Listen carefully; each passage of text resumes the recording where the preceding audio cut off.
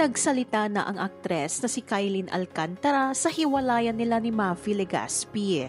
Sa panayam kay Kylene sa Fast Talk with Boy Abunda, sinabi niya na dapat ay mag-move on na ang lahat. In every relationship naman po that I have or had, whether it's professionally or friendly man or romantic, I always try to learn something from it, both the good and the bad experiences. Right now, I think we should all move on from that experience, and I will treasure that moment po kasi syempre, it made me who I am today with all that happened. Grateful naman daw si Kylene sa naging experience niya sa relasyon nila ni Maffy.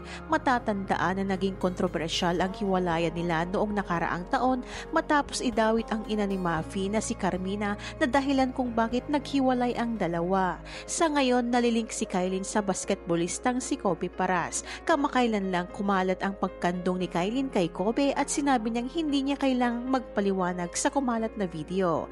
I don't need to explain myself din naman to other people. Whatever they see, that's what they are gonna get. Say ni Kylene.